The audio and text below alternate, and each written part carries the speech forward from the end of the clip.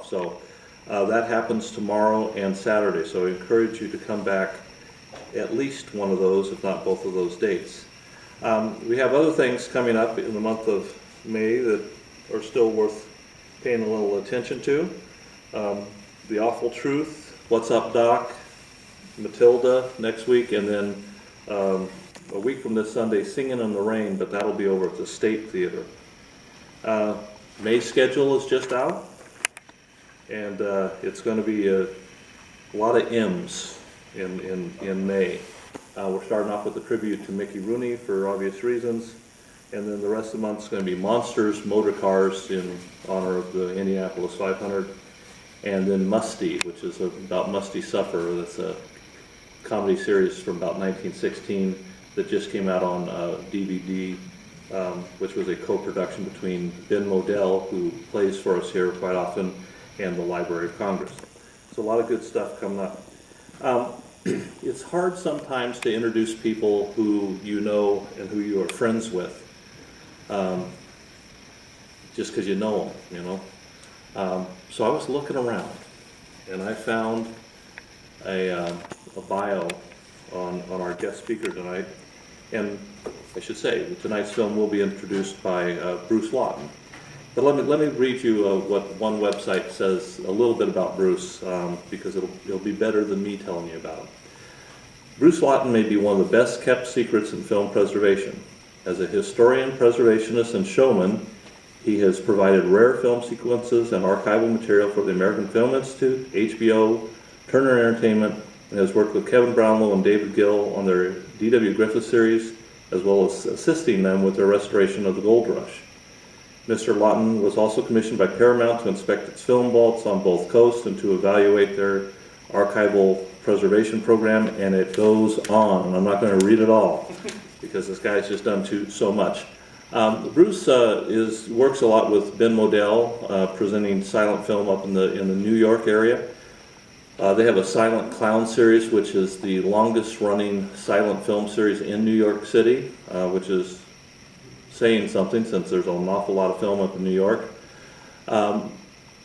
They also put on shows quite often at the Alden Theater, which is up in McLean, Virginia, and that's part of the reason he's in this neck of the woods this week.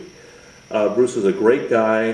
His wife Alice is with us too, and he knows an awful lot about film, and he knows an awful lot in particular about Heaven's Gate, and so please welcome Bruce Lawton.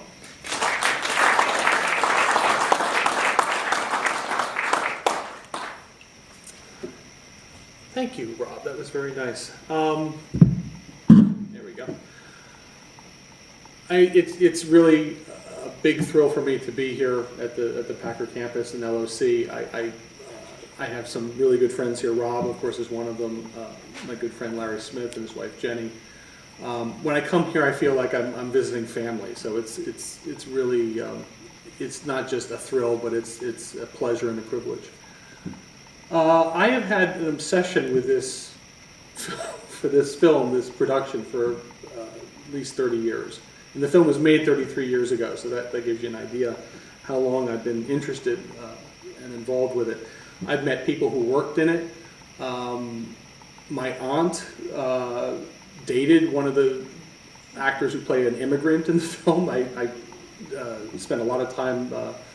It's too bad when they broke up, because then I didn't get access to him anymore. But I got about a year spending time talking to him, and him letting me look at like photographs and things like that he had, and stories and whatnot.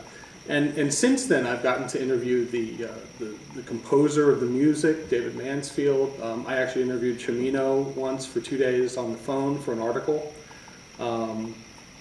I recently got to know a fellow named Brian Buchanan, who was on the film for 9 months up in Montana and Idaho and shot, I don't even know how many images. He says he's got a gigantic tub full of slides that most have never been seen. And I'm excited to be talking and dealing with him.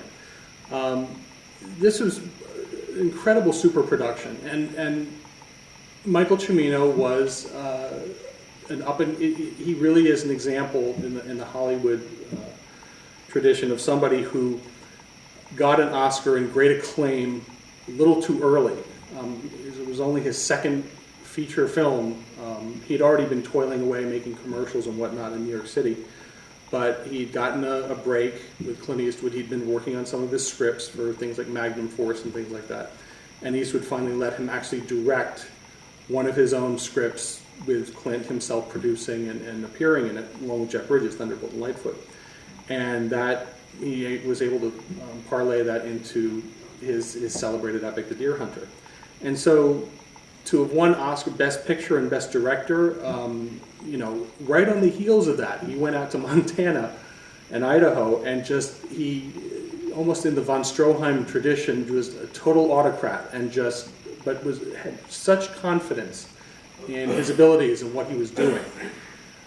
When you see either of these two versions of the film, you're looking at the work of somebody who is not only assured in what he's doing, but he has a very unique vision. He's even said in some interviews, he says, "I'm not a filmmaker. I was trained as an architect and a painter and in other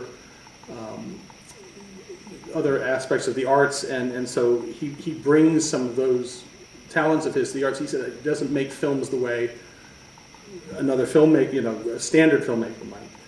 And so when you look at this picture, in the version that we're going to see tonight, this is the desperation cut. And what had happened, just to give you a little background, he had spent basically about 2 years from the night he won The Deer Hunter, went right out to Montana that week and Idaho, and he was tireless. It was never about him like wasting time just, eating bonbons in the trailer. I mean, he ate, slept, and drank this picture and the work involved. Nobody worked harder, so I'm sure a lot of people did, but I mean, he worked just as hard as everybody else, and it was just so important. He had, shall we say, visions of grandeur. And when the film failed on such a monumental level, and I personally believe that a lot of it had to do, some of it had to do with, admittedly, his a certain arrogance and hubris, but I would say also just a confidence in his own talents and abilities. That's another tradition in Hollywood of taking somebody that you've put on a pedestal and kicking them to the curb. And we've seen it time and again, even this past year with one film that we'll talk about later maybe. But in doing this, he cut about 70 minutes out of the premiere cut and got it down to about 2.5 hours. And what's interesting when you see this is that you'd think, well, okay, you're sweating it down to something that short. The thing that's interesting is it doesn't change the rhythm of the film. Even though it's a shorter film, it still has the same it's sort of like any filmmaker with a fingerprint, like an Orson Welles or a Hitchcock or Chaplin or Griffith. You see just a few frames of one of it's like who made that film. And I believe he's a filmmaker like that. And so in having to cut it down, and he supervised the cutting, those 5 months between November 80 and when this version that we're going to see tonight came out. He basically, it's like, okay, I'm still going to give you my vision, but it's going to be something hopefully more palatable. And I think he also, I don't want to say dumb, I don't want to use the phrase dumbed down, but he clearly had gotten complaints and comments about people not understanding certain things in the narrative, and so he added certain things to try to say, okay, if you really, a general audience is not getting this, fine, I will put these little, a piece of narration or, something explaining something or whatnot. But I think the bottom line here is that he is an unusual filmmaker who expects you to he's not there entirely to entertain you. You're expected to lean in a bit and give of yourself a bit when you see one of his pictures. He's not going to spell everything out for you. He'll introduce characters, he'll introduce people, and he creates a situation he likes to recreate almost like real life, but in a painterly sort of way. And I can go on and on about these aspects of it, and I can tell you lots of stories about pretty much anything having to do with the history of the production and the aftermath and all of that sort of stuff.